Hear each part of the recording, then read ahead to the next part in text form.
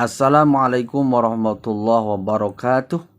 Anak-anakku yang berbahagia, baik mari kita lanjutkan pembelajaran bab 1, meyakini hari akhir, mengakhiri kebiasaan buruk atau iman kepada hari akhir. Selanjutnya kita harus mengetahui peta konsep dari bab 1 ini, beriman kepada hari akhir. Mengetahui pengertian hari akhir, pengertian iman kepada hari akhir, mengetahui dalil-dalil tentang datangnya hari akhir, mengetahui pembagian hari akhir, mengetahui hikmah beriman kepada hari akhir. Maka dari semua itu menjadikan perilaku mawas diri sebagai perwujudan iman kepada hari akhir. Selanjutnya, dunia atau alam ini beserta isinya akan hancur, tidak kekal. Hari itu disebut dengan hari akhir atau hari kiamat. Nah, kita sekarang membahas tentang pengertian hari akhir.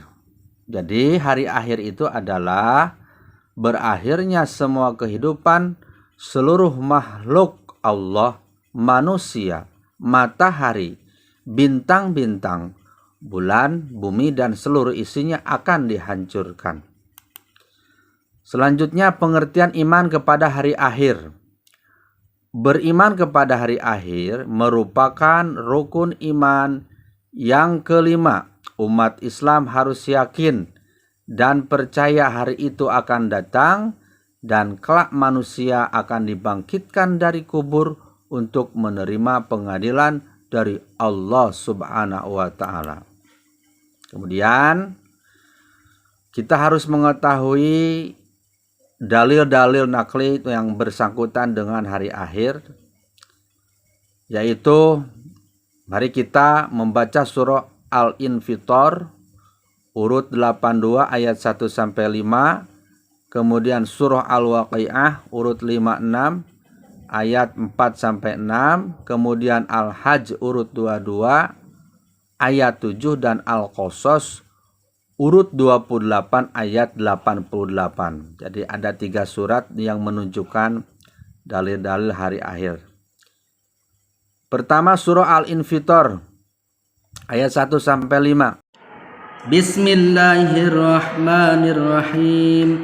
Idzas samaa'u fatarat wa idzal kawakibu intatharat wa idzal biharu fujjirat wa idzal quburu bu'thirat alimat nafsum ma qaddamat wa akharat. Idzas sama'u fatarat, apabila langit terbelah, wa idzal kawakibu intasarat, dan apabila bintang-bintang jatuh berserakan, wa idzal biharu fujjirat, dan apabila lautan dijadikan meluap, wa idzal quburu bu'thirat, dan apabila kuburan-kuburan dibongkar, alimat nafsum ma qaddamat wa akharat, maka tiap-tiap jiwa akan mengetahui apa yang telah dikerjakan dan yang dilalaikannya. Quran surah Al-Infitor urut 82 ayat 1 sampai 5. Selanjutnya Quran surah Al-Waqiah urut 56 ayat 4 sampai 6. Idza rujjatil ardu rajja wa bussatil jibalu bassa fakanat haba'am mumbassa. Idza rujjatil ardu rajja, apabila bumi diguncangkan sedahsyat-dahsyatnya, wa bussatil jibalu bassa, dan gunung-gunung dihancur-luluhkan sehancur-hancurnya, fakanat haba'am mumbassa, maka jadilah ia debu yang berterbangan. Selanjutnya Quran surah Al-Hajj urut 22 ayat 7. Wa anna sa'ata atiyatul la raiba fiha wa anna allaha yab'atsu man fil qubur. Wa anna sa'ata atiyatul la raiba fiha, dan sungguh hari kiamat itu pasti datang, tidak ada keraguan padanya. Wa annallaha yab'atsu man fil qubur, dan sungguh Allah membangkitkan siapapun yang ada di dalam kubur. Quran surah Al-Hajj urut 22 ayat 7. Selanjutnya Quran surah Al-Qasas urut 28 ayat 88. Kullu syai'in halikun illa wajhah, segala sesuatu pasti binasa kecuali Allah Subhanahu wa ta'ala. Selanjutnya pembagian hari kiamat. Jadi hari kiamat atau hari akhir terbagi dua, yaitu kiamat sugro dan kubro. Kiamat sugro yaitu rusaknya benda atau makhluk tertentu seperti orang meninggal, gunung meletus atau tsunami. Kemudian kiamat kubro yaitu hancurnya alam beserta isinya. Kemudian tanda-tanda kiamat sugro. Tanda-tanda kiamat sugro diantaranya kemungkaran terus merajalela, perzinahan telah terjadi di mana-mana, tidak menjadi hal yang tabu. Kemudian jika budak melahirkan tuannya, atau banyaknya perbuatan durhaka anak kepada kedua orang tuanya, seakan-akan orang tuanya adalah budak atau hamba sahaya.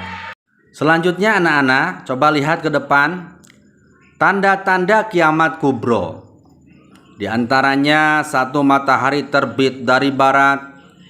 2. Keluarganya Dajjal. Apa itu Dajjal? Pendusta dan penipu ulung yang membuat kerusakan di muka bumi. 3. Keluar Ya'juj dan Ma'juj. Selanjutnya hikmah beriman kepada hari akhir. 1. Menjadikan manusia rajin dan taat beribadah. 2. Mendorong manusia berperilaku baik dan mencegah perilaku buruk atau mengakhiri perilaku buruk. 3. Mendorong manusia untuk waspada dan berhati-hati. Kemudian perilaku mawas diri atau disebut muhasabah atau disebut introspeksi itu adalah sebagai perwujudan iman kepada hari akhir. Jadi mawas diri atau introspeksi diri atau muhasabah berarti mencoba bercermin dari segala hal yang telah dilakukan dan terjadi pada diri seseorang.